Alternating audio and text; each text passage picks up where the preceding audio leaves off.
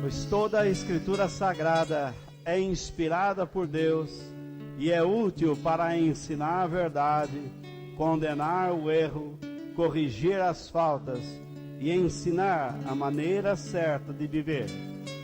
Isso para que o servo de Deus esteja completamente preparado e pronto para fazer todo tipo de boas ações.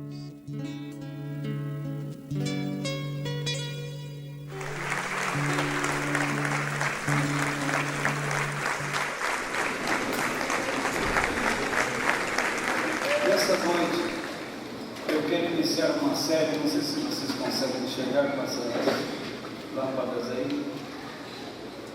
Eu procuro, às vezes, nem colocar muita imagem por causa disso, não aparece muito. Mas eu queria falar com vocês sobre tomando decisões corretas em um mundo trapaceiro.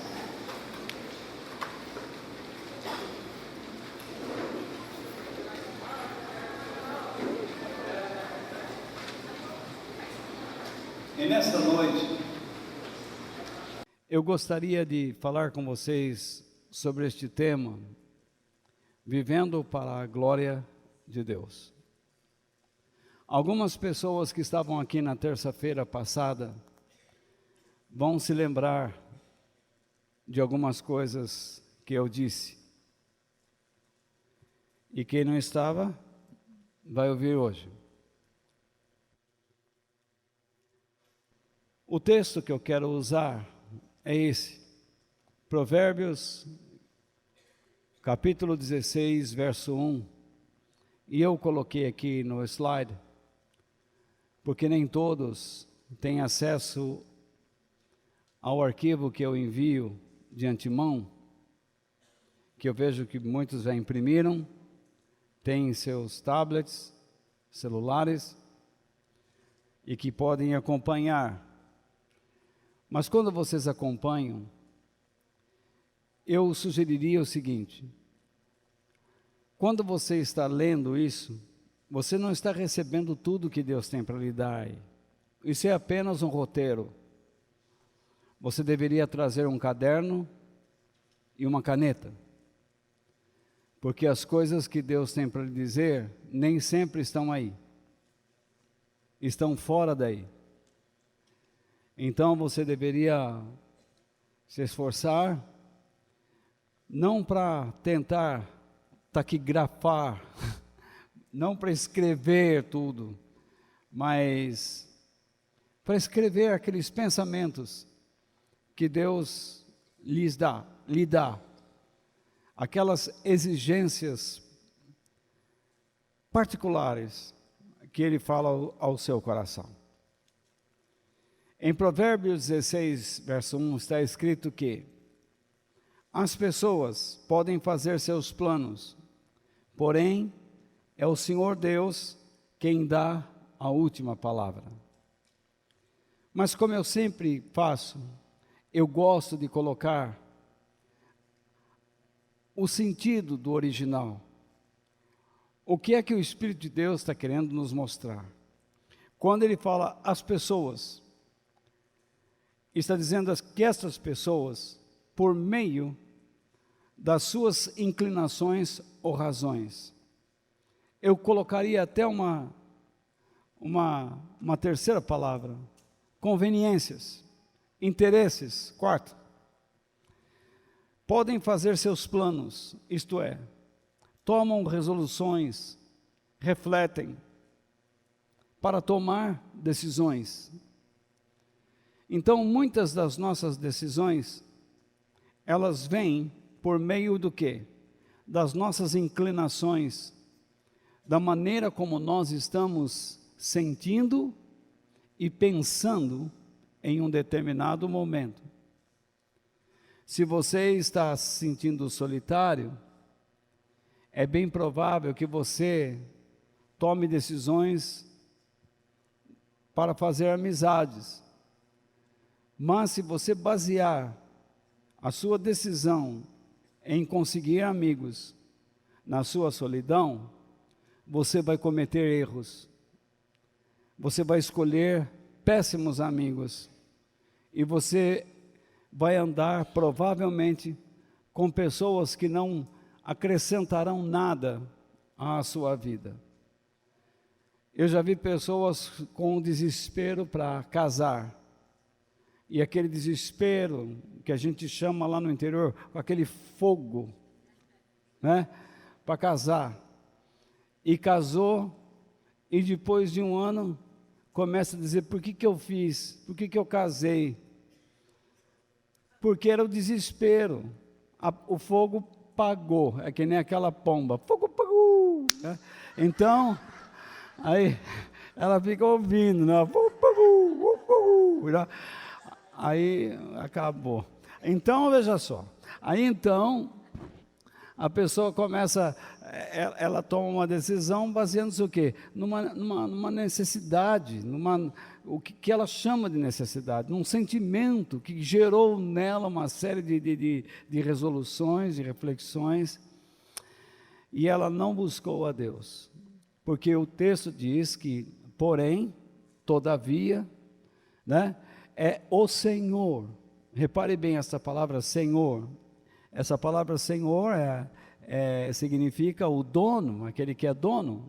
O dono, que é Deus, é quem dá a última palavra. E a ideia de última palavra é a resposta correta, a resposta certa. Então, tudo que nós vamos falar está assim, vamos tomar cuidado com as nossas decisões, porque elas podem estar sendo tomadas em cima do quê? De sentimentos e pensamentos falsos, tá? Que não glorificam a Deus, que não elevam, que não mostram a realidade de Deus em nossas vidas. E o fato é que eu tomo decisões sem consultá-lo, sem esperar nele, sem me dedicar a ele, sem me esforçar para buscá-lo, porque eu acabo entendendo que a última palavra é a minha e não a dele. E nós sabemos que ele não é que ele tem a última palavra, ele não é um Deus autoritário, ele tem autoridade. A última palavra significa então uma palavra responsável, uma palavra correta, uma palavra de elevação, uma palavra que nos dá vida.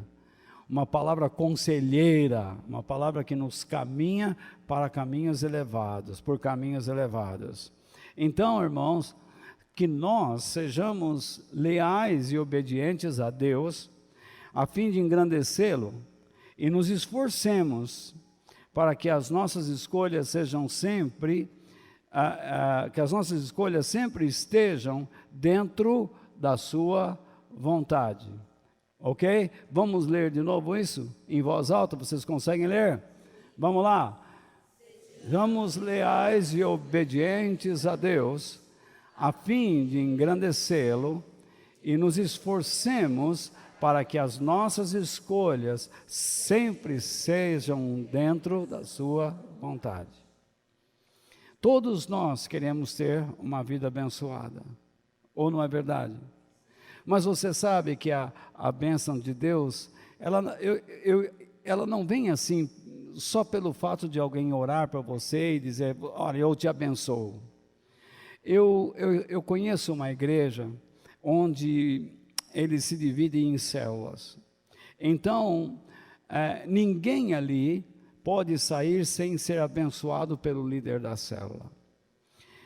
Como eu posso dizer isso? Então, a pessoa diz assim, olha, eu tenho que resolver uma coisa esta semana, então me abençoa para que isto já esteja resolvido aqui.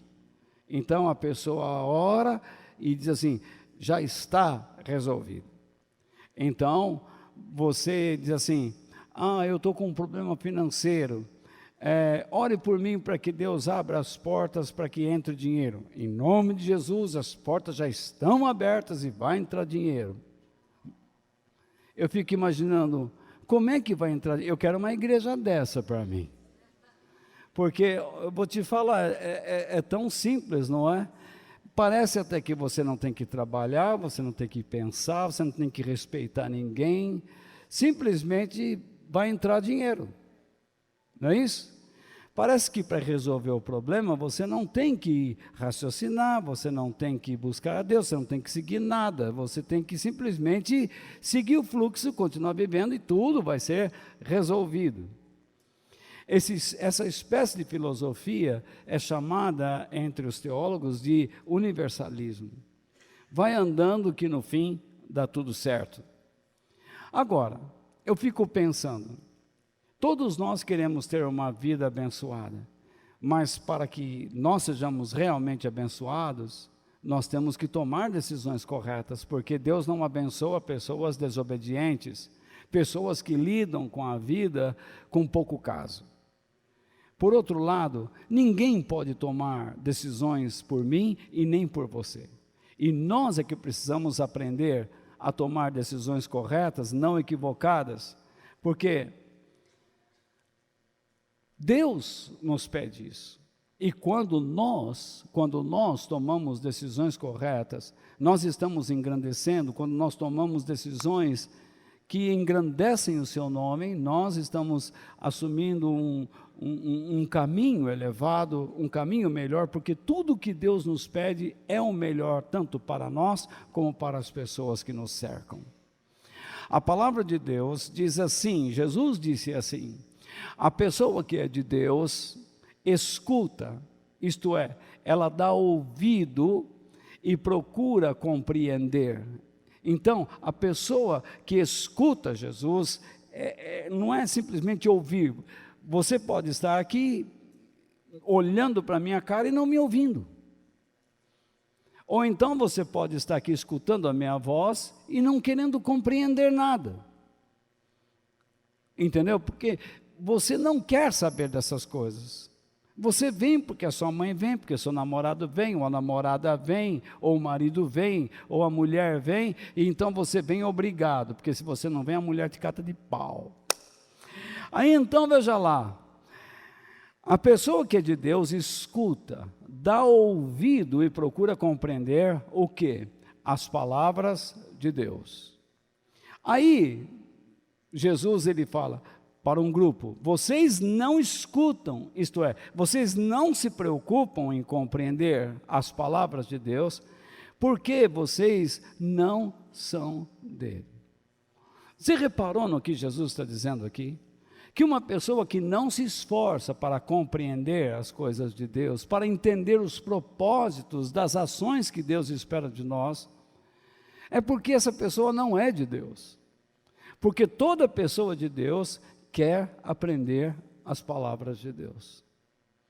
Em todas as igrejas nós encontramos pessoas que dormem, que não se esforçam, eles não se preparam para estar na presença de Deus. Eles simplesmente vão à igreja, chegam lá, desabam, ou ficam olhando para cima, para baixo, porque não são de Deus, segundo Jesus. Mas as pessoas de Deus se esforçam por compreender, eles querem entender. Jesus também disse o seguinte em João capítulo 10, versículo 27, antes o versículo era João 8, 47, agora 10, 27, no próprio Evangelho de João. As minhas ovelhas escutam, isto é, elas compreendem, elas dão ouvidos e compreendem. O quê? A minha voz, isto é, a minha linguagem. Você entende, quando você vai conversar com um advogado, ele tem uma linguagem do direito. Você vai conversar com uma pessoa que é da área da computação, ela tem uma linguagem. E quando você vai conversar com alguém que está ligado às coisas de Deus, também existe uma linguagem. Esse mundo tem muitas linguagens, ou não é verdade? Não é isso? Quando o médico conversa com você, você tem que entender a linguagem dele, você tem que compreender os conselhos que ele está lhe dando, ou não é? Um advogado vai conversar com você, você tem que compreender a linguagem dele, porque essa linguagem vai te favorecer, vai te ajudar, não é assim? E quando você está diante de Deus, você tem que procurar compreender a sua linguagem, porque isso vai te ajudar. Então, as minhas ovelhas compreendem a minha linguagem. E Jesus disse, eu as conheço, isto é, eu tenho uma relação íntima com elas, não é? E elas me seguem, isso significa, elas permanecem em mim, permanecem comigo, como discípulos ou alunos. Tá? Quando Jesus fala, eu as conheço, essa aqui é uma expressão idiomática da língua hebraica, que era usada entre um casal na noite de núpcias. Quando o casal se casava, então eles iam para a lua de mel, e lá eles tinham seu momento nupcial. Então era um momento muito íntimo, quando os dois se despiam, um na frente do outro, então não existe mais aquela vergonha, então eles passam a se conhecer com o espírito, alma e agora o corpo. Quando Jesus está falando, eu os conheço, significa, vocês não conseguem se manter escondidos diante de mim. Todo aquele que compreende a minha linguagem, que quer entender o que eu digo, que quer conhecer a minha palavra, não consegue se esconder. Ele não se esconde, ele se abre. Uma pessoa que quer conhecer a Deus, ele não faz como Adão fez, que no fim do dia tentou se esconder de Deus, colocou parreira, folhas de parreira, e Deus diz, onde você está? Como se Deus não fosse onisciente, como se Deus não soubesse onde ele estava. Não é verdade? Então o que acontece? Deus está olhando para nós e dizendo, eu estou procurando pessoas que queiram aprender, que queiram compreender a minha linguagem. Porque quando você vai na direção de Deus com todo o seu coração, você não vai armado, você não vai com o pé atrás, você se entrega, você é dele, ele te conhece cada vez mais, porque ele pode colocar dentro de você toda a sua glória, toda a sua majestade. Porque você se transformou no quê? Em um aluno, em alguém que está querendo aprender sempre de Deus. Como é importante aprender as coisas de Deus para tomarmos decisões nesta vida. Por quê? Algumas pessoas tentam tomar decisões, como eu disse no início, por causa da dor que sentem. Eles sentem uma dor, então essa dor gera um sentimento, esse sentimento gera a lógica, reflexões, ideias. Aí, por exemplo, você ficou viúvo ou viúva, e agora você chega em casa e diz, e agora? E agora? Você tem Deus. Cada situação em nossas vidas nos levam a tomar decisões, então a dor não pode nos levar a tomarmos decisões, assim também como o medo. O medo de confiarmos em Deus não pode nos levar a tomar decisões. Nós temos que aprender o que Ele diz. Assim também, muitas pessoas tomam decisões por causa do orgulho, do egoísmo, e aí entra a conveniência. As pessoas não são humildes para parar e aprender que elas precisam segurar o tempo, que elas precisam colocar o pé no freio, que nada nesse mundo se toma, que nós não tomamos decisões com impulsividade, afoitamente, desesperadamente, porque nós vamos cair em buracos. Eu penso assim, que eu estou falando com cristãos que estão interessados em conhecer a mente de Deus. E eu estou falando com pessoas que vieram nos visitar porque estão interessados em entender o que nós conhecemos.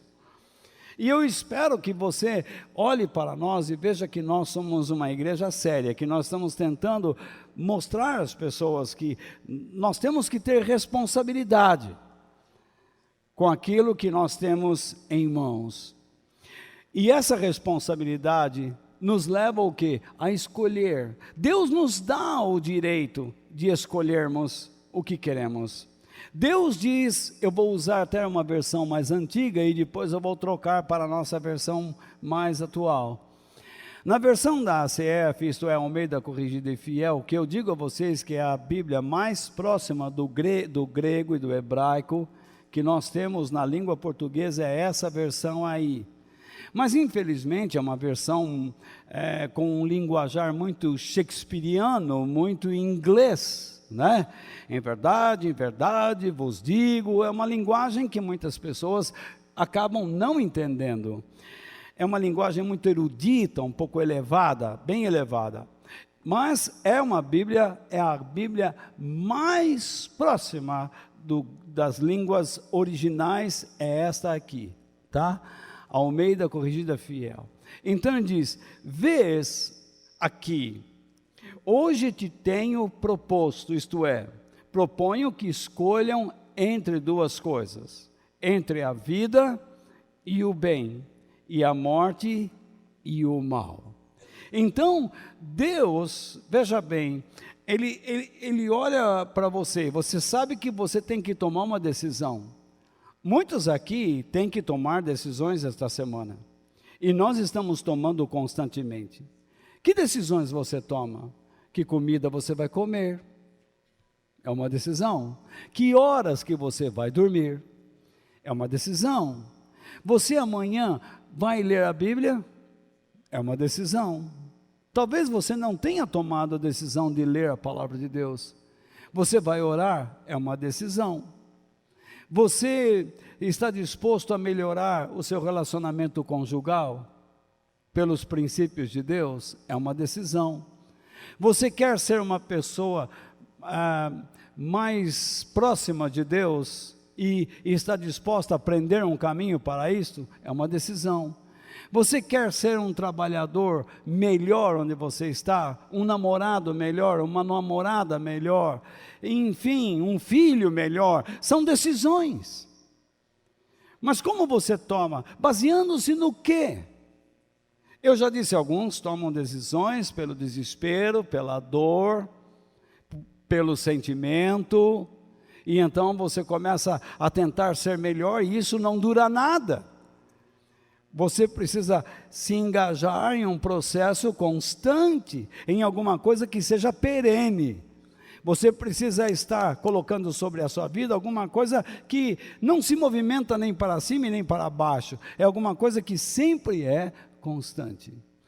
Por isso, a primeira coisa que eu quero tratar com vocês nesta noite é isso. Deus deu a você o direito de tomar suas decisões e de escolher os seus caminhos. Deus, então, lhe dá o direito de tomar decisões.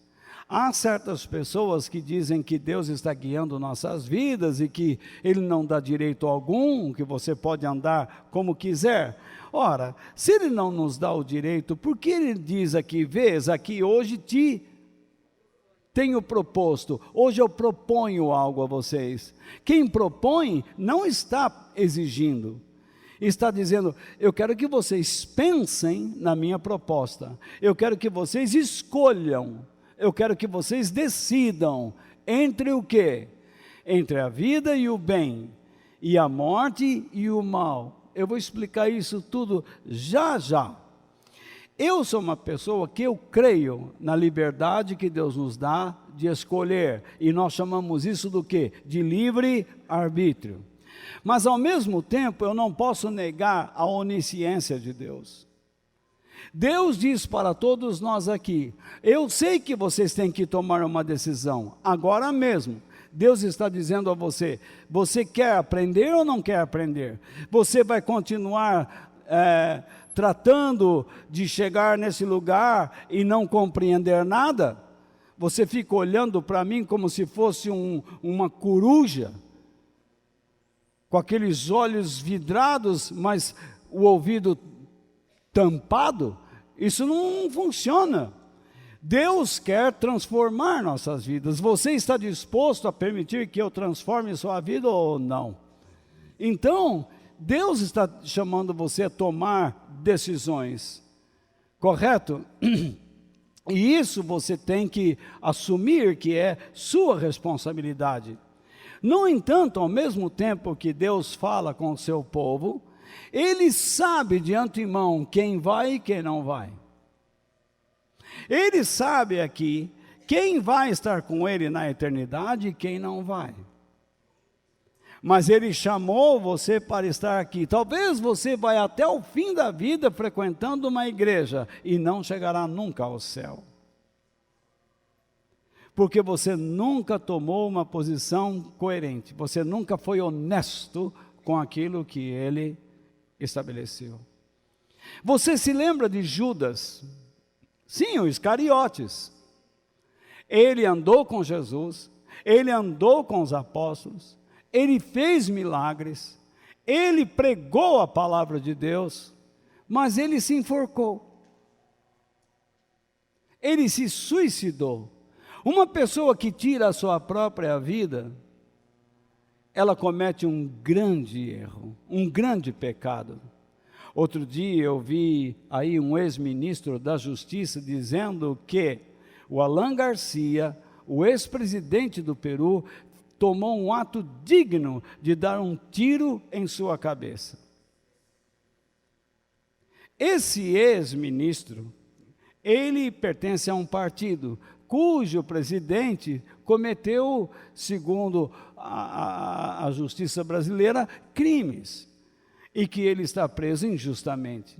Ora, se ele diz para o presidente do Peru que ele foi injustiçado, e então, dignamente ele deu um tiro na cabeça, por que ele não pede para o seu líder dar um tiro na cabeça? Então, muita estupidez. As pessoas não sabem o que dizem, porque não conhecem a palavra de Deus. Eles estão longe da verdade, completamente longe da verdade. Às vezes você diz assim, mas Walter, então como é que eu vou saber se eu vou para o céu ou não vou? Você nunca vai saber. Nem eu sei. Pode ser que eu pregue a vida inteira e depois na última hora Deus desliga, fecha a porta do trem e o trem vai e eu fico olhando. Eu quero servir a Deus. Eu já disse para Ele, o Senhor, eu dependo da Tua misericórdia. Eu espero muito que o Senhor me aceite. E eu creio que o Senhor me aceita. Mas eu quero que o Senhor saiba que eu quero atrapalhar um pouco o diabo nesse mundo. E eu quero viver para Ti, eu quero fortalecer o Teu reino, eu quero fortalecer a Tua igreja. Eu já não sou mais criança. Eu sei qual é o papel do Evangelho hoje. Eu já fui jovem, fui brigador, guerreiro, fui valente, brigava mesmo, às vezes saía até no braço. Queria brigar mesmo, fisicamente. Queria defender Jesus, como se ele não conseguisse. Brigava e falava, esperneava, mas hoje eu percebo que as coisas são mais profundas do que eu pensava. Que Deus exige de nós um certo comportamento que nos leve a Ele de maneira mais íntima.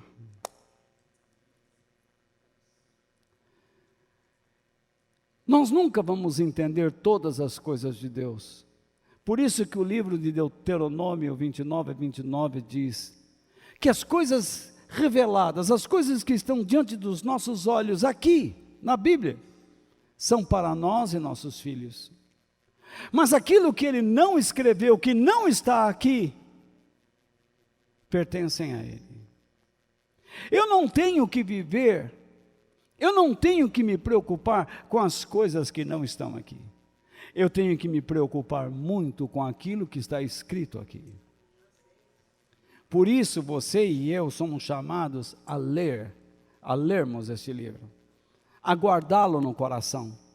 O salmista diz, escondi a tua palavra no meu coração, para não pecar contra ti. Ele disse ainda, lâmpada para os meus pés, e luz para os meus caminhos, é a tua palavra, Senhor. Mas eu quero usar esse mesmo versículo aqui, desta versão antiga, em uma versão mais moderna, que nós usamos, a NTLH, a nova tradução na linguagem de hoje. Então vamos lá, vocês conseguem ler? Está escrito lá.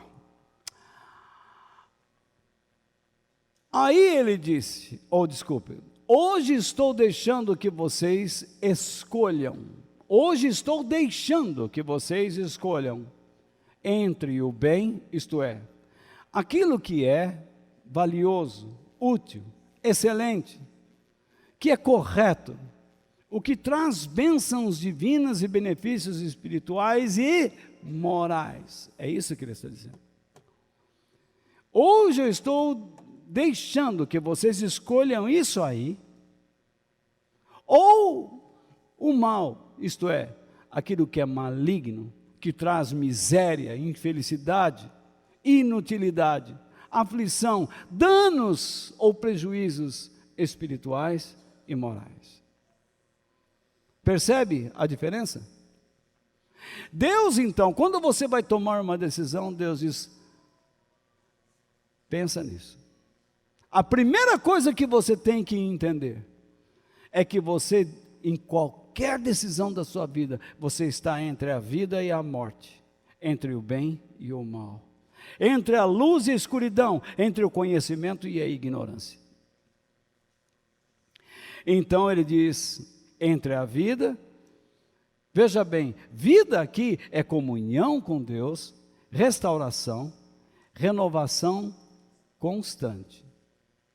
Ficou um S lá, mas desculpe. E ele diz, vocês têm que escolher também entre a morte. A morte é o quê? Separação de Deus, desgraça ou perda dos recursos da graça divina. Então você tem que escolher. Você percebe que um simples versículo da Bíblia tem uma expressão tão abrangente, tão profunda. As escolhas na vida não são tão simples assim. Eu decidi que vou a tal lugar. Lembra o que Tiago diz? Nunca diga isso de forma frívola. Nunca diga que você, simplesmente vou. Diga, eu vou se Deus quiser. Por que se Deus quiser? Porque Ele tem a última palavra, isto é, Ele tem a palavra correta. Algumas pessoas dizem, eu vou à casa de fulano de tal, mas naquele dia não era para você ir, e você vai e tudo dá errado. Eu estou gostando daquele rapaz, ele é uma bênção na igreja, ele é um verdadeiro demônio, ele é um lobo vestido de cordeiro, e ele vai te enganar, ele vai destruir sua vida. As suas decisões diárias vão influenciar o seu futuro, com toda certeza. Veja bem, são as suas decisões, e não a condição de vida que você está vivendo neste momento, que vão levar você a encontrar um futuro melhor. Você diz agora aqui, puxa, eu não tive a sorte de nascer numa família com recursos, como é que eu vou estudar? Você não tem que se preocupar com isso. Você tem que fazer a vontade de Deus e ir buscando o seu caminho, deixando que Deus vá te orientando. Eu conheci muitos homens que não tinham recursos nenhum, e Deus foi dando a eles. Querem um exemplo? Eu e minha mãe comíamos pão duro à noite, quando ela chegava, e água. Nós não tínhamos iluminação, nós não tínhamos energia, não tínhamos água encanada, não tínhamos banheiro, não tínhamos nada, nem tanque propriamente para lavar roupa. Nós morávamos em um quartinho na Francisco Matarazzo, num daqueles velhos casarões. Quem é mais velho aqui, tipo Celino, talvez se lembre disso. Era chamado aquilo de pensão, em frente à Associação Cívica Feminina. E nós vivíamos ali. As ratazanas que passavam lá pareciam um gato. E elas passavam ali e se bobear, morde, aquilo é um perigo. E nós não tínhamos nada, mas Deus me deu muita coisa, Deus deu muita coisa a ela, a vida foi mudando, Deus foi abrindo os caminhos. Eu não precisei roubar, eu não precisei tomar decisões erradas, eu precisei aprender a ser gente, mesmo sendo pobre. O que você comete de errado quando não tem as coisas? É se amargurar, é começar a gerar pensamentos errados dentro de você, dizendo assim, eu sou um infeliz. Você não é um infeliz, você se encontrou com Deus. O Senhor é o meu pastor e nada me faltará.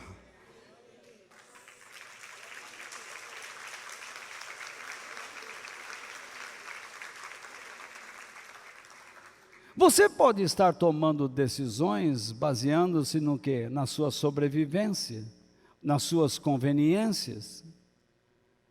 Ou então você pode tomar decisões baseando-se em uma vida de comunhão com Deus e abençoada por Ele.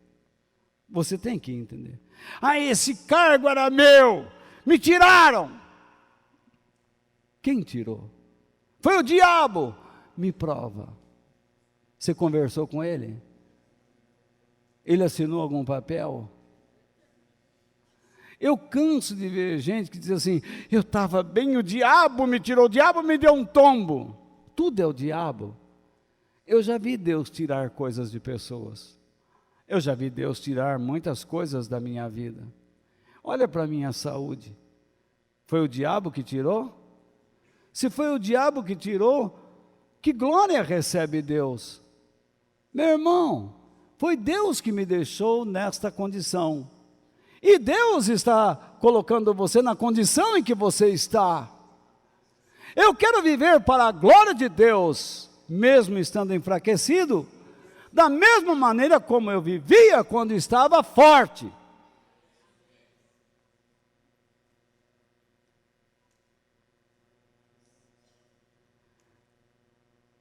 Ou você aprende a recusar os apetites do seu ego, e a morrer para si mesmo, a renunciar o seu eu, a tomar a sua cruz e seguir Jesus, ou você nunca conseguirá ser um cristão verdadeiro. Por isso, eu digo para você em segundo lugar, porque eu vou falar 3 coisas hoje. Segundo, você foi criado para expressar o quê? A glória de Deus.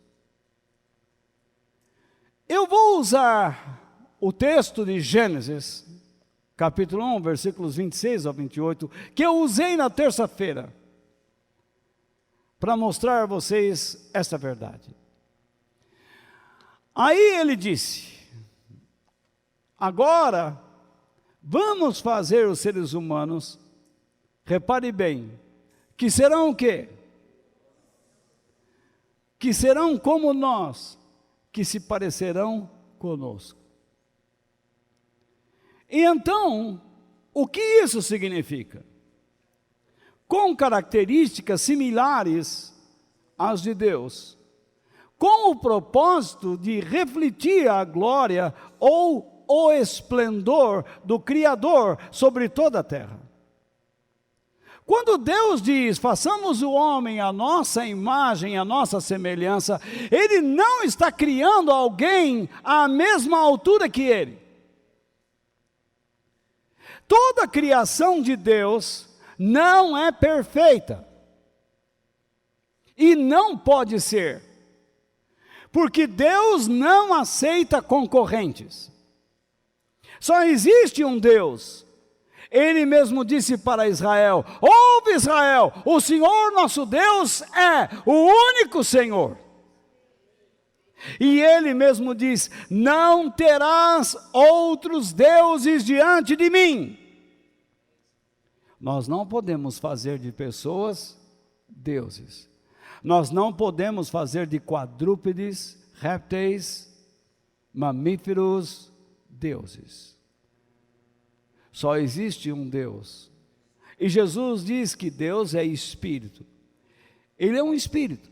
E importa que os seus verdadeiros adoradores o adorem em espírito e em verdade. Isto é, que estejam diante dele para adorá-lo como ele é e aceitem a realidade da sua presença. Isso que é em verdade. Então, Deus é espírito. Aceite a ideia, aceite a verdade que Deus é espírito. E todo verdadeiro adorador não quer ver nenhuma imagem de Deus, porque ele é espírito. E quando estão na presença de Deus, aceitam a realidade da sua existência. Deus existe, ponto final. Quando Moisés estava para libertar o povo de Israel, ele perguntou: Deus, eles vão me questionar, quem é que te mandou aqui para nos libertar? E o que eu vou dizer para eles? Talvez Moisés queria que Deus desse a ele alguma identificação. Simplesmente Deus diz: Moisés, você vai a eles e diga: eu sou o que sou, o eterno. O Deus eterno te enviou. Vai lá. Acabou. Ninguém precisa me ver, mas vocês vão ver minhas obras.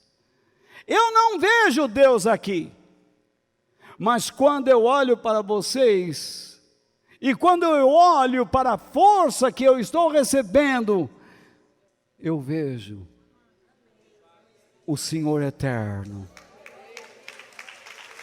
Eu vejo.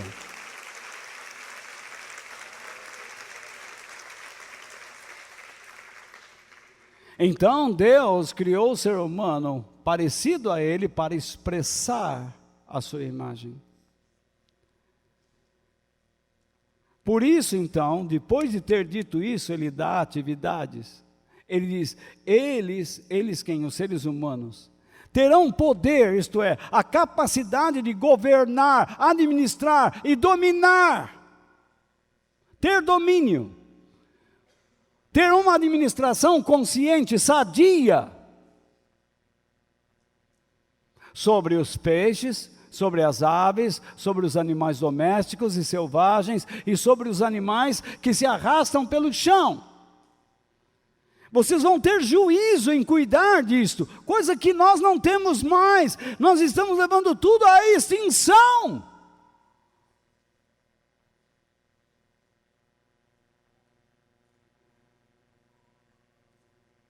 Tem pais que quando vê um filho e vê uma lagartixa, ensina a matar.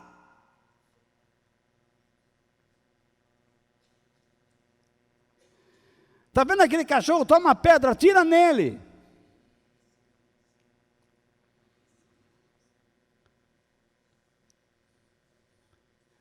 Assim Deus criou os seres humanos. Ele criou os seres humanos dando a eles o quê? Domínio.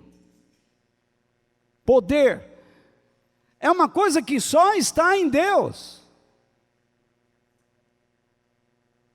Você não vê um animal com a capacidade de governar. Você vê num animal o instinto da dominação. O macho briga pela fêmea, eles se matam, eles se rasgam, porque é um instinto. Mas não é assim entre os seres humanos. Não era.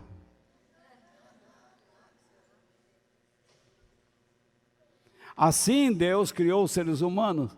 Ele os criou parecidos com Deus. Ele os criou como? Homem e mulher. Você já viu o jacaré voltar a ser peixe, peixe e ser jacaré? Um jacaré pode ser um lagarto pode ser um crocodilo. Eu não vi o homem se transformar em macaco, nem o orangotango, nem o gorila. Olha que já foram tantas expedições à África, onde eles vivem, e não existe lá nenhum ninho, onde a dona macaca disse: olha o nosso filho, ele está se transformando em um ser humano. É a evolução. Eu não vi nenhum orangotango olhando para o orangotanguinho e falando, que idioma é esse? O nosso é, e você fala, oi papai, oi mamãe. Que evolução. Eu não vejo essas coisas, porque o bicho é bicho. O homem é homem, a mulher é mulher. Mas o único que quer ser um terceiro é o homem. O homem escolheu uma terceira raça. O bicho não tem. Você já viu um jacaré de papo amarelo? Ficar, eu quero ser jacaré de papo rosa.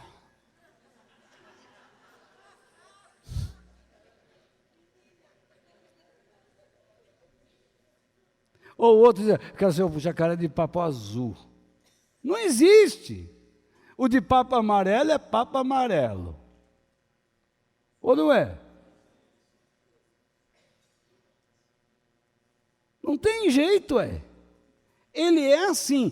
Cada ser na natureza segue o seu instinto. O único que tem poder para administrar e governar é o ser humano. E em vez de governar, ele se perde nas suas imaginações, nas suas conveniências, toma decisões erradas e depois vai se perdendo.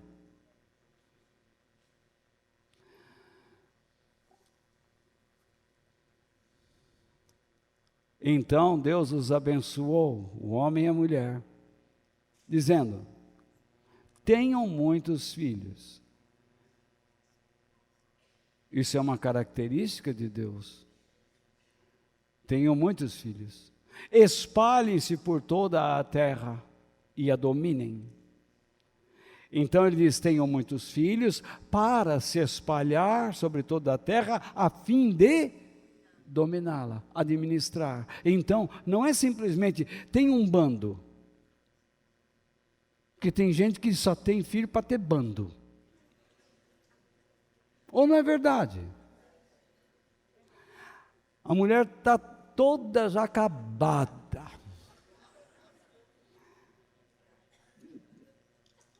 Eu conheci lá no interior, nas fazendas, lá as mulheradas tinha 25 filhos. Eu conheci uma que teve 27, sem contar os 4 que morreram.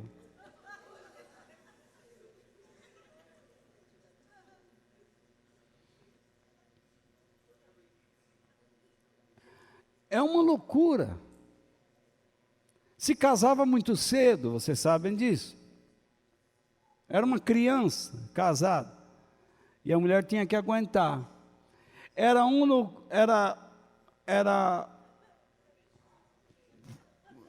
no colo e outro já na barriga. Aí tirava do colo, vinha outro, já estava outro na barriga. Aí você pergunta, como é que as mulheres aguentavam? Elas andavam muito a pé, lavavam roupa no tanque, ia lá no lago, no rio, fazia muito esforço, era forte. Hoje a mulherada, eu preciso ir lá na padaria, mas o Zé levou o carro.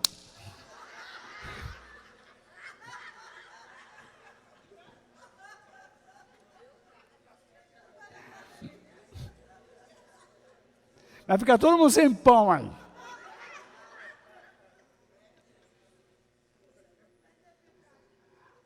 Aí Deus de novo diz, e tenham poder sobre os peixes do mar, sobre as aves que voam no ar e sobre os animais que se arrastam pelo chão. Todas essas atividades que estão no verso 28, têm como objetivo o quê? A propagação do esplendor e da glória de Deus. Por que o homem tinha que administrar toda a criação de Deus de maneira consciente e sadia? Para que a humanidade experimentasse a beleza de Deus, pois o nosso mundo esteve debaixo do caos. E quando Deus começou a recriar a terra, Ele deu a ela beleza. Lembra que o mundo estava sem forma e vazia, o nosso planeta? Mas de repente Deus diz, haja luz, e tudo começou a ser transformado. Deus trouxe para dentro de um mundo escuro a sua glória. E o que é a glória de Deus? Aí está. O que é a glória de Deus?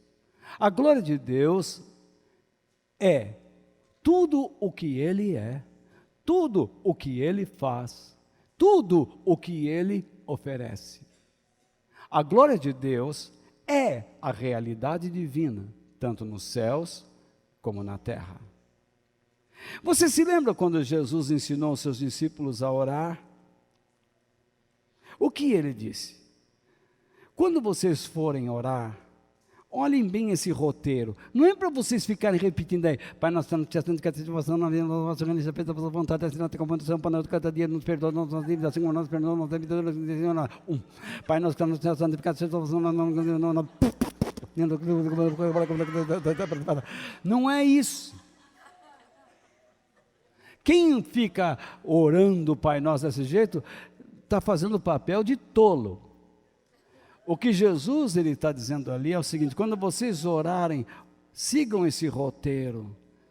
Pai nosso que estás nos céus, santificado seja o vosso nome. Venha a nós o vosso reino, seja feita a vossa vontade, assim na terra como no céu. O pão nosso de cada dia nos dai hoje. Perdoai as nossas dívidas, assim como temos perdoado aos nossos devedores. Não nos deixeis cair em tentação, mas livrai-nos do mal, pois teu é o reino, o poder e a glória para sempre.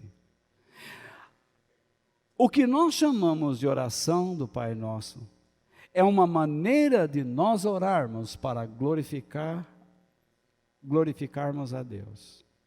Veja bem, se nós estamos lidando aqui, você foi criado para expressar a glória de Deus, então, nós quando vamos orar, devemos pensar em nossas vidas. Qualquer dia eu vou mostrar para vocês como a oração deve funcionar, porque muitas pessoas não sabem como orar. Quando você chama a Deus de Pai, quando você o chama de Santo, Pai nosso que estás nos céus, o que é isso? Ele é o Criador. A criação vem de cima para baixo. Ele é o nosso Pai. Quando você tem Deus como Pai, você o glorifica. Quando você vê a santidade de Deus, a dedicação que Ele tem para si mesmo e para com a sua criação perfeita, é a sua dedicação, você o glorifica. Pai nosso que estás no céu, santificado seja o vosso nome, venha a nós o vosso reino, Ele é soberano.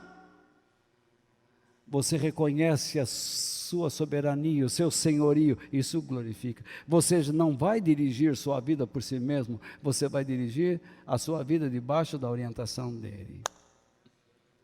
Você quer fazer a sua vontade, isso glorifica a Deus. Quando você percebe que Deus é o teu provedor, o pão nosso de cada dia nos dá aí hoje, não é a prosperidade que esses malucos estão pregando aí. Jesus simplesmente diz: peça o que você precisa para o dia de hoje. Deixa o amanhã nas mãos de Deus. Busquem primeiramente o seu reino e o modo de vida que agrada a Deus, e as demais coisas serão acrescentadas na sua vida. Eu sei que eu falo bastante porque vem muita coisa na cabeça aqui. Eu já não tenho mais quase nada para pensar. Então veja lá. Quando você olha para Deus, você vê um ser disposto a perdoar, a dar oportunidade para que nós tenhamos um relacionamento íntimo com Ele. Perdoai as nossas dívidas. Você tem coragem de pedir isso a Ele, porque você percebe os seus erros, você percebe os seus pecados, você percebe os seus relacionamentos não saudáveis.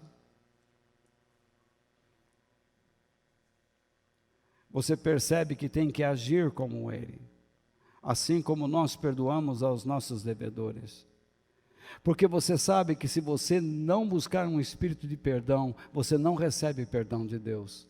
Por isso que muitas pessoas não prosperam. Eles não conseguem resistir, eles são oscilantes, eles não conseguem andar com Deus, porque eles não perdoam. Eles não creem no perdão. O perdão é a porta de entrada para o Evangelho. Não foi a primeira palavra de Jesus na cruz? Pai, perdoa-lhes, porque eles não sabem o que fazem. Mas quando você vai orar e pede perdão a Deus, é porque você sabe o que está fazendo.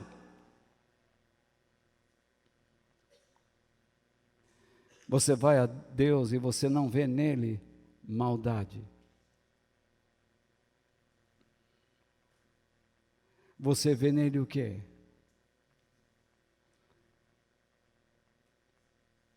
Perdoai as nossas dívidas, assim como nós perdoamos aos nossos devedores. Não nos deixeis cair em tentação. Nele não existe maldade. É nele que nós nos agarramos para vencer as nossas maldades, as nossas inclinações.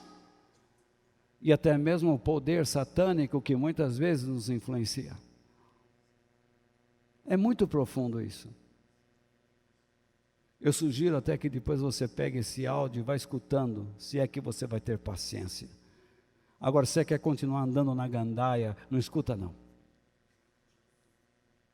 Faça-me o favor de ficar livre, de eu ficar livre dessa sua sentença, dessa sua decisão. Quando você olha para Deus, você quer sujeitar-se a Ele, pois a ti pertence o reino, o poder e a glória. Você quer estar debaixo dele. Isso glorifica ele. Você vê que aquela oração do Pai Nosso, essa bobagem, Pai Nosso está no céu, você está com problema, né? Você bateu na mulher hoje, brigou com a filha, brigou com a mãe, brigou com o pai. 500 Pai Nosso. Isso é uma cruz que ninguém carrega.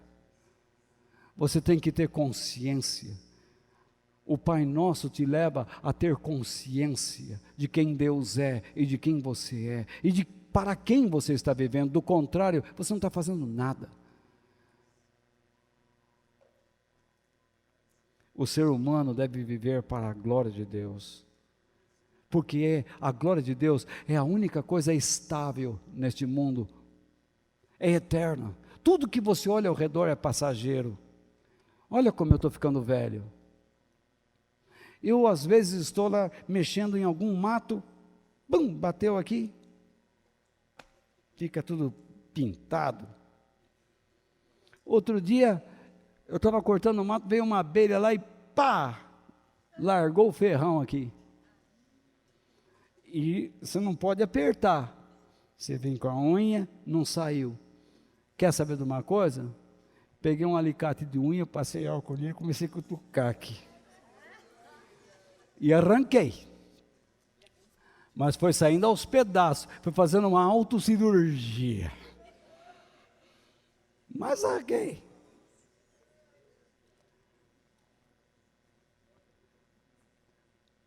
Qualquer coisa nos fere. Você olha para a pessoa do seu lado aí. Não vou pedir que você olhe para a pessoa do lado. Já olharam, né? É só falar, não olhe, todo mundo olha. Então, é a mesma coisa, você vai num lugar e fala assim, aqui não tem rapazes e moças bonitas, né? Então, eu não falei para você procurar, só falei que tem ou não tem. Muito bem. Mas o que eu estou falando também? Aí, veja lá, você olha para a pessoa do seu lado aí, pode ser que amanhã ela não esteja mais entre nós. O que é? A Marlene, por exemplo. Né? Você olhou para ela e falou, tchau. Tchau, Zezé. Então, pode ser que amanhã eu não esteja aqui. Eu e a Denise subimos num avião, e depois vocês escutam o avião tal que saiu lá de Cumbica ou Viracopos, desapareceu no Oceano Atlântico. A imprensa não vai dar meu nome. Pode ser que lá dentro esteja pessoas famosas como Gilmar Mendes, Lewandowski. Ninguém.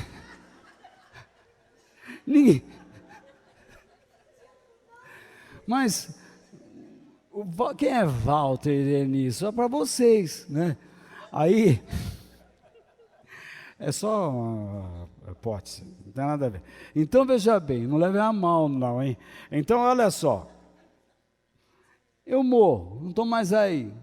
Puxa, vocês vão falar assim, domingo ele estava lá, aí acha os destroços.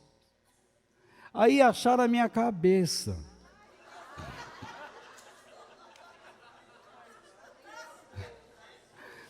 Aí trazem a minha cabeça, colocam num caixão, e vocês vão aqui, colocam o caixão, selam o caixão, eu estou lá com a minha cabeça. É?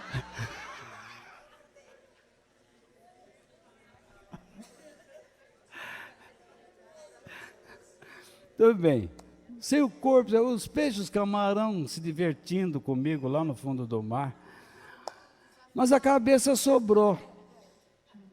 Então, estou aqui. Aí você passa perto e, oh, que Deus abençoe essa vida. Tem outros que vão passar assim, isso aí foi castigo. Na hora da morte se ouve de tudo. Não é? Ouve de tudo, ouve de... O amigo, tem até o camarada que quis fazer um discurso, né? E de repente caiu a dentadura em cima do defunto, e ele não sabia o que dizer, ele falou, eu quero que você carregue o meu último sorriso. Então, levou a dentadura embora. Aí,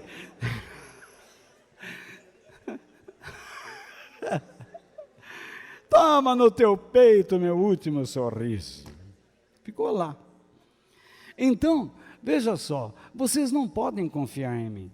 Eu não posso confiar em vocês. Nós temos uma igreja aqui maravilhosa.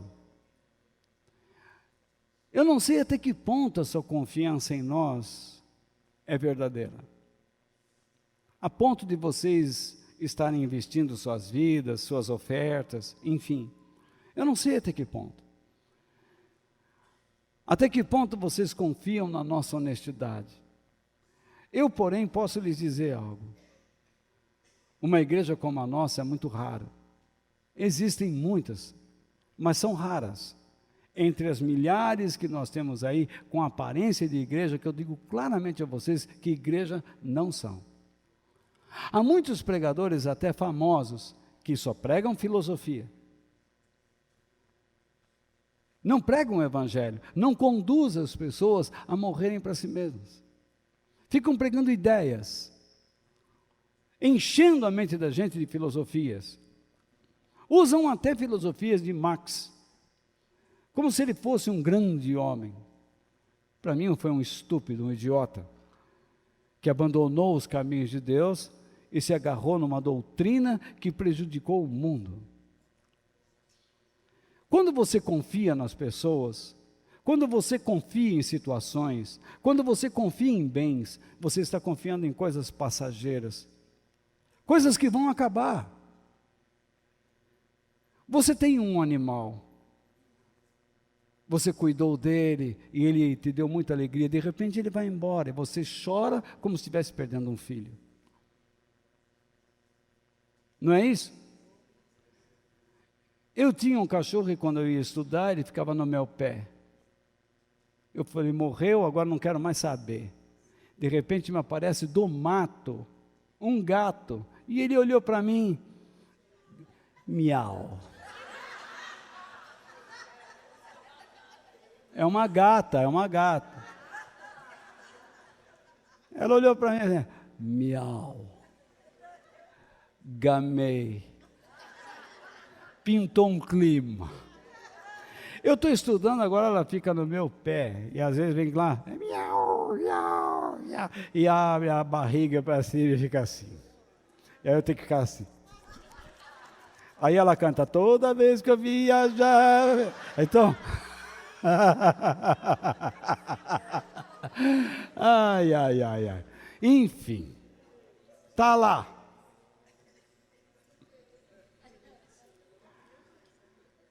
Quando você confia em coisas que são passageiras e as perde, você entra em desespero. Como é que eu entrei em desespero? Porque eu deixei de prestar atenção nas boas coisas que Deus me deu através daquilo lá. Você está agora, comprou um equipamento e você agora vai limpar a sua casa. Aquele robô, você põe no chão, dá a partida e ele começa sozinho. E você pode sair, destranque a sua casa e deixa ele funcionando. Ele não cai da escada, ele não entra no banheiro sem pedir licença, ele não acende o fogão, ele vai limpando. Você não está lá, você não o vê, mas ele está trabalhando. O que isso te lembra? Que você não vê Deus, mas Ele está trabalhando na sua vida, Ele está te limpando. Você perdeu um animal de estimação, mas você não perdeu a amizade de Deus. Você perdeu um amigo, mas você não perdeu Deus. Então você se equilibra. Você já foi em funerais em que as pessoas se desesperam e agarram o defunto? Não vou te largar, me enterre junto. Então, vamos enterrar junto ele? Você sabe o que vai acontecer? Esse cara vai dar, ó. Em mim não, me enterrar não, que o primeiro que atirar a pá de terra em mim vai ter. O cara não quer ser enterrado junto, ele tem um desespero, ele entrou numa agonia. Você tem que entender que as coisas são assim, são todas passageiras. Você está envelhecendo. Eu estou olhando alguns aqui, já está tudo aí com as pelancas caindo. Não tem jeito. Não tem jeito. Vamos todos para o mesmo caminho. Olha um tabuleiro de xadrez. O que tem lá? Tem peões, aí tem a torre, Deus te crie. Tem a torre, tem o peão, o bispo, o cavalo, o rei, a rainha, não é isso? O cavalo, não, é o bispo, o cavalo e a torre. Tudo bonito aqui atrás. E na frente a peãozada. É o que leva chumbo, né? Aí então, veja bem, mas quando acaba o jogo, para onde vão as peças? Para o mesmo lugar. As pretas se misturam com as brancas. As brancas com as pretas, tudo na caixa. E a caixa fecha, tudo fica escuro. O tabuleiro fechou. Acabou o jogo, acabou a brincadeira. Vai tudo para o mesmo lugar. É isso que vai acontecer aqui. Você fala assim, eu sou bonitão, eu sou não sei o quê, eu consegui isso daqui. Você sabe para onde você vai? Para a caixa escura.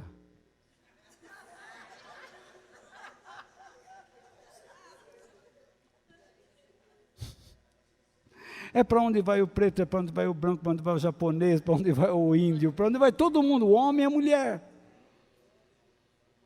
Por isso, meu irmão, vamos nos finalmente aqui.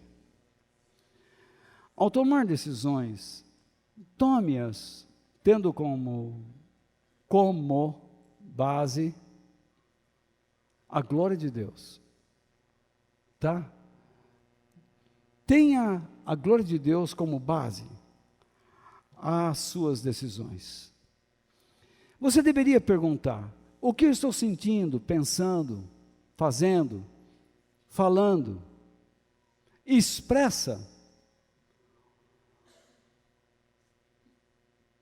quem Deus é, o que Ele faz, o que Ele oferece, expressa a realidade dEle, faz com que as pessoas acreditem que Deus existe. Veja o que Paulo diz em 1 Coríntios 10, 31. Portanto, quando vocês comem ou bebem, ou fazem qualquer outra coisa, que qualquer outra coisa é essa? O que quer dizer qualquer outra coisa? Vou dizer para vocês o que significa. Qualquer outra coisa. Então, quando vocês fazem qualquer outra coisa,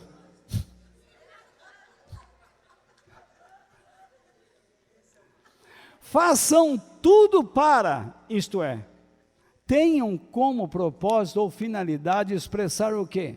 Ou mostrar o quê?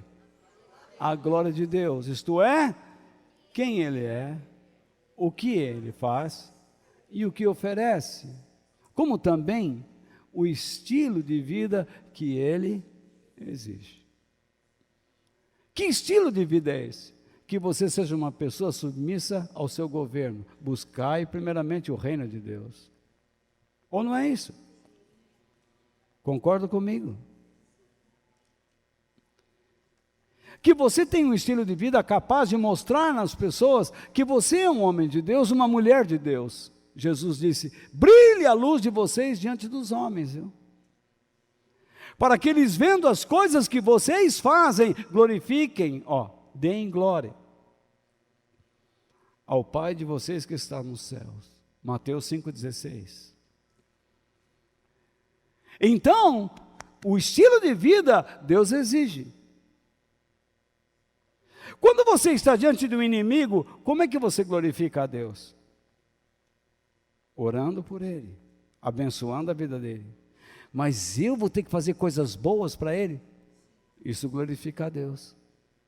Jesus, por acaso, quando estava na cruz lá, falou, Jesus, Pai, agora eu vou dar uma cuspida, vai ser uma bomba, um jato, hein? Pum, explodiu lá. Agora eu vou pegar aquele olhão. Vou pegar aquele de ladinho, aquele da minha direita, a sua esquerda. Já viu aquelas gusparadas de caipira? Eles estão com o pito aqui, e o bichinho cai aquele melaço no chão, assim, pá! Quem pisar ali fica grudando, assim, que é isso? Foi a guspida. Então, veja só, aí, ele não fez isso. Como é que pode entrar tanta bobagem, meu Deus? Então, veja, Deus, ele não maltratou ninguém.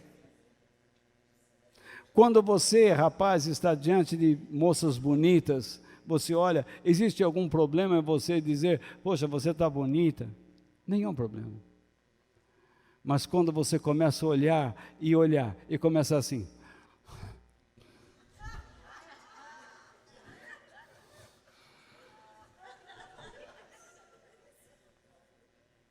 a Bíblia diz que você já adulterou. A Bíblia diz que Deus já está julgando a sua intenção.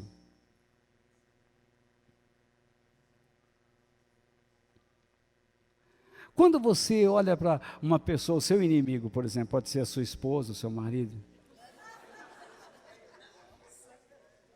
e de repente a pessoa passa do seu lado e você faz assim, demônio. A Bíblia diz que você cometeu homicídio. Quando você tem raiva de uma pessoa, você comete homicídio, lá no coração. Você não precisa matar alguém para ser um homicida. Você percebe o que é viver para a glória de Deus?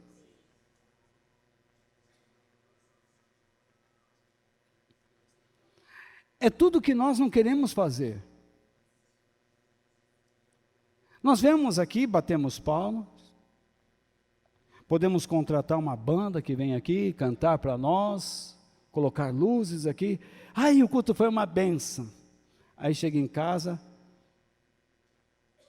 o marido olha para a mulher e fala: eita, mulher dos infernos. E a mulher olha para ele e fala assim: esse homem fede mais que sovaco de gambá.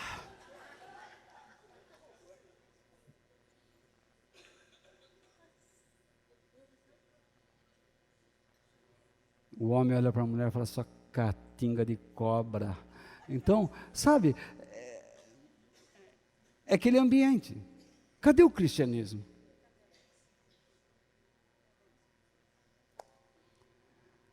A igreja foi formada, como é que ela glorificou a Deus? Reunindo-se em grupos, para aprender, para compreender, para orar uns com os outros. Mas eu não tenho tempo. Como é que você não tem tempo? Tudo que Deus te deu, tirou o tempo? Ah, mas agora nós tivemos um filho. E daí? Não foi Deus que deu? Por acaso o filho veio estragar a tua fé? Ah, agora arrumei um emprego, agora não dá mais. Não dá mais o quê? Mas você tem tempo para ir lá no bar, tomar o seu chopinho, tomar sua cervejinha, jogar sua conversa fora. Mas você não tem tempo para fortalecer ninguém?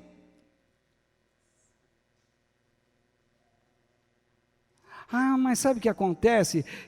Na minha mente as coisas não entram. Não entra? Qual é o filme que você assistiu ontem? Ah, olha, ontem no Netflix eu assisti um filme maravilhoso.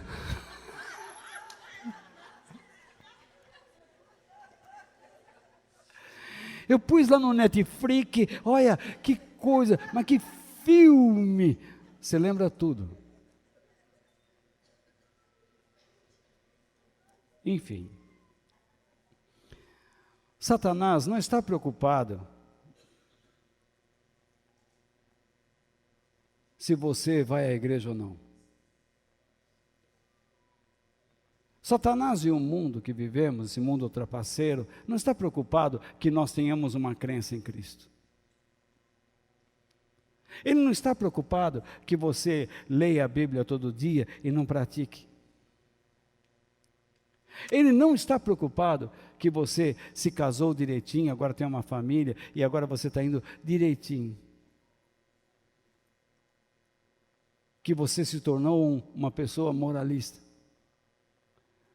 Ele não está preocupado. Você está na mão dele.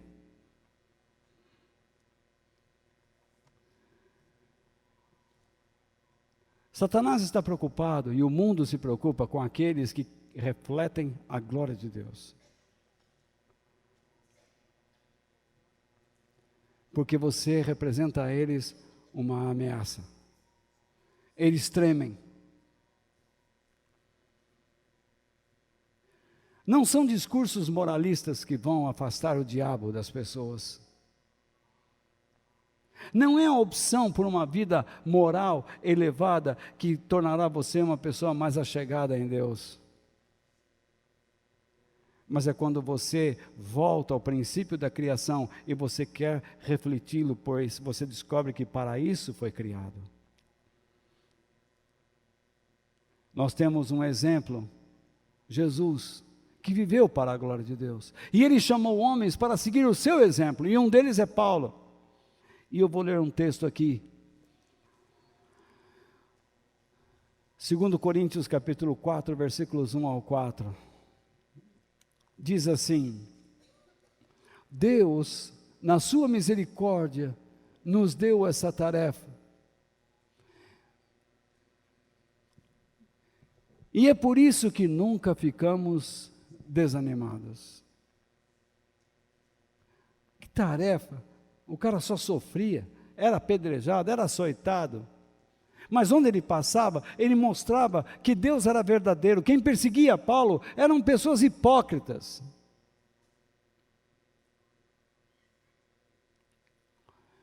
Então, olha só, a atividade dele. Nós rejeitamos tudo o que é feito escondido. e tudo o que é vergonhoso, que é imoral. Você se esconde para praticar imoralidade? Por quê? Uma vez eu fui chamado na delegacia lá do Pacaembu, porque tinha um dos pastores da igreja que foi pego pelado com a irmã no carro, do lado do muro do Pacaembu.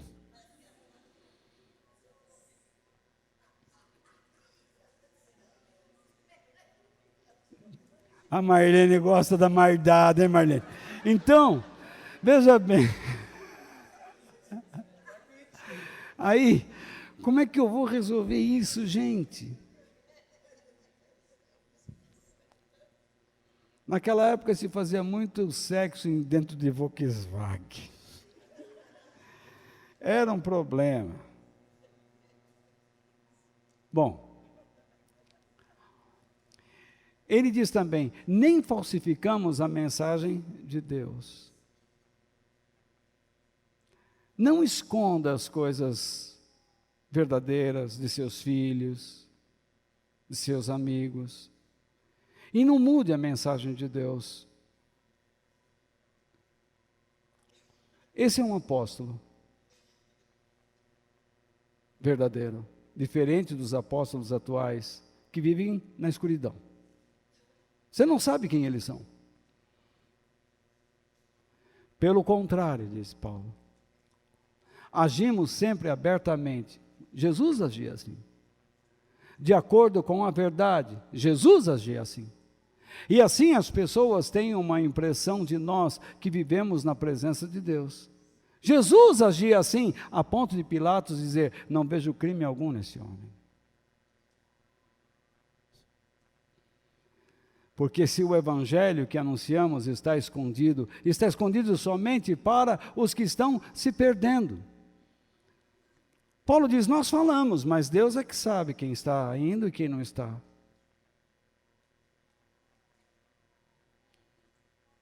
E quem são essas pessoas que estão se perdendo? São aqueles que estão caminhando para uma vida inútil, para a ruína do inferno, porque eles não querem compreender a linguagem de Deus. Eles vão à igreja por outros propósitos, e não para aprender. Se a reunião demora, imagine, ai, 1 hora.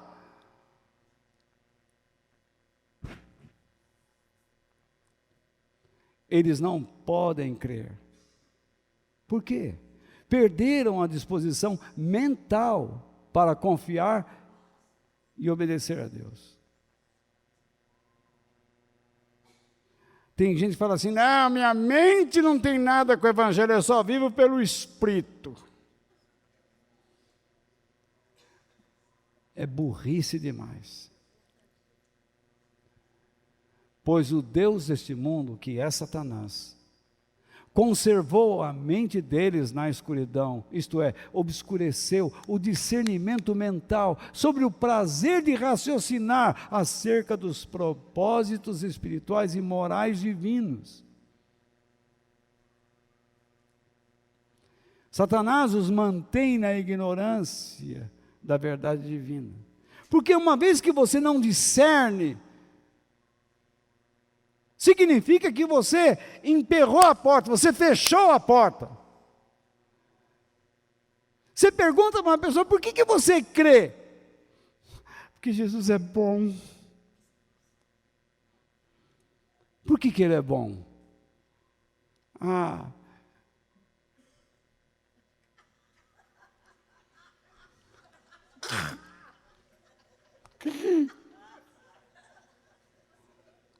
Ele me deu uma casa, mas você estava reclamando outro dia da casa que você tem, que você não quer mais. É. Ele me deu um marido. Mas outro dia no cabeleireiro falou que aquele cara que queria que ele morresse.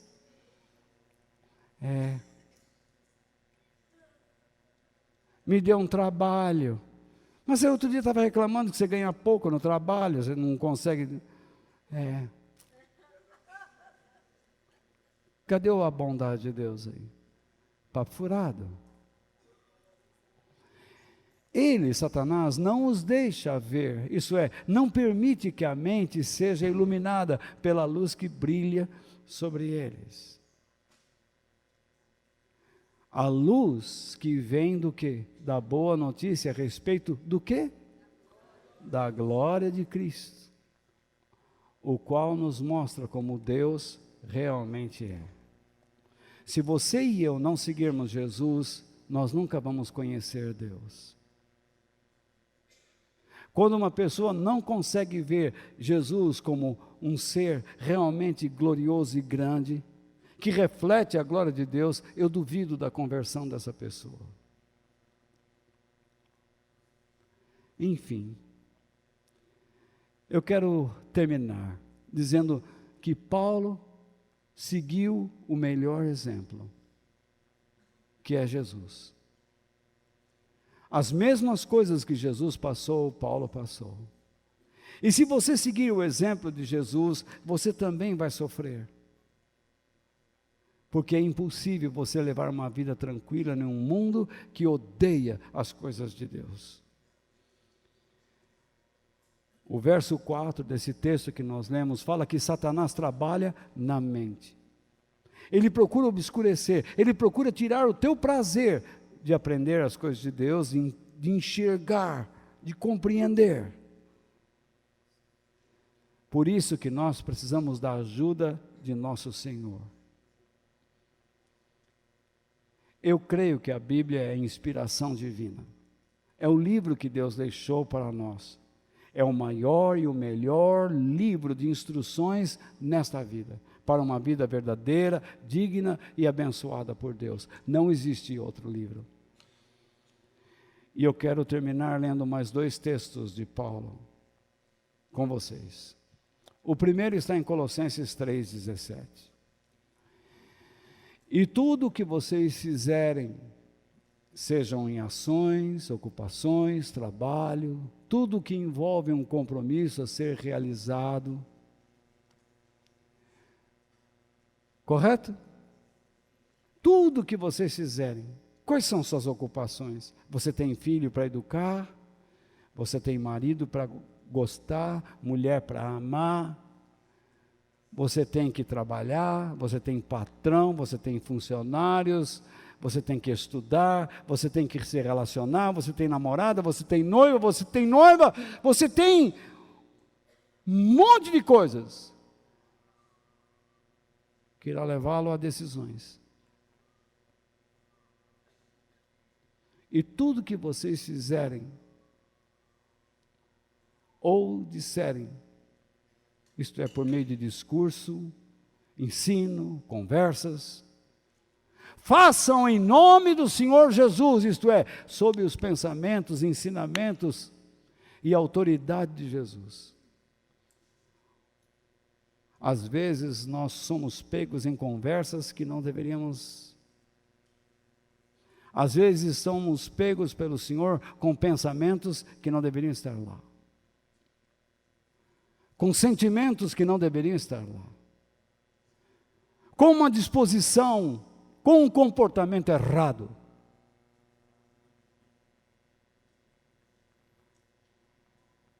E por meio dele, agradeçam.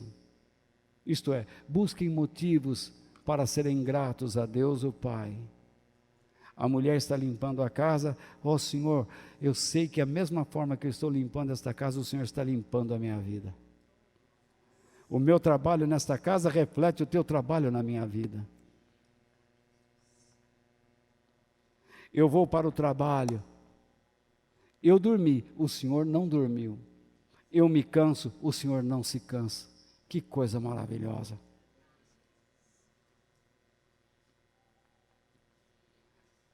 Eu estou triste hoje por causa disso e daquilo, mas o Senhor é a minha força.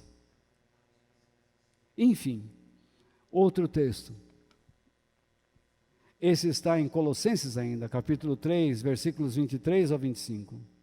O que vocês fizerem, façam de todo o coração, como se estivessem servindo o Senhor e não as pessoas. O que ele está querendo dizer aí?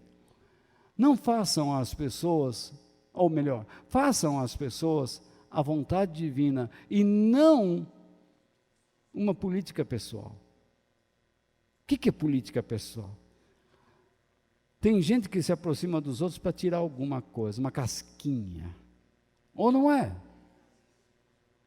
Poxa, o que eu vou ganhar com essa amizade? O que eu vou ganhar? Isso não é viver para a glória de Deus, isso é ganância, isso é conveniência. Você percebe como nós somos? E aí alguém chega aqui na igreja com a cara de bonzinho, santinho, a paz do Senhor. A gente fala a paz do Senhor, mas a gente está cumprimentando quem? Uma pessoa tão deteriorada quanto eu. Ninguém aqui é melhor que ninguém. Todos nós precisamos da misericórdia de Deus, mas todos nós a teremos? Não. Porque alguns não vão resistir. E vão continuar aqui. Vão continuar cantando, vão continuar aplaudindo, mas não servindo a Deus. Porque não querem.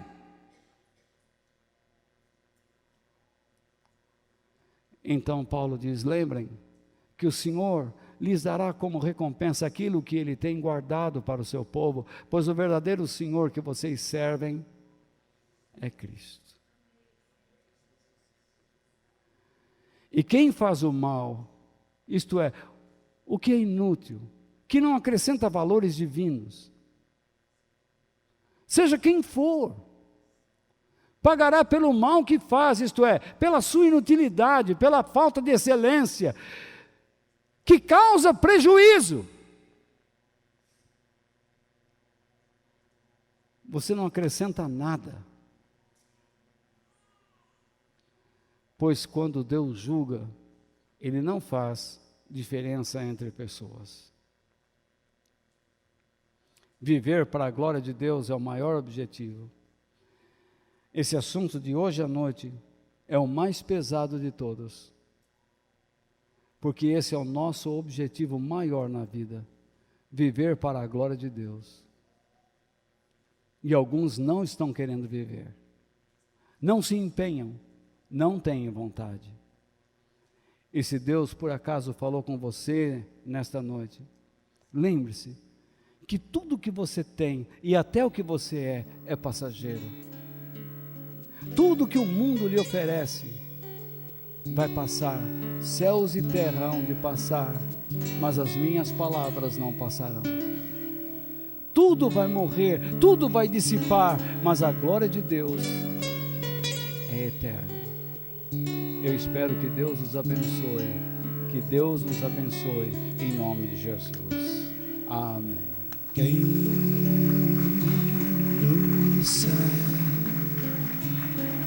tenho eu além de ti e na terra em quem tenho mais prazer. Não há outro Deus semelhante a ti, Senhor. És a minha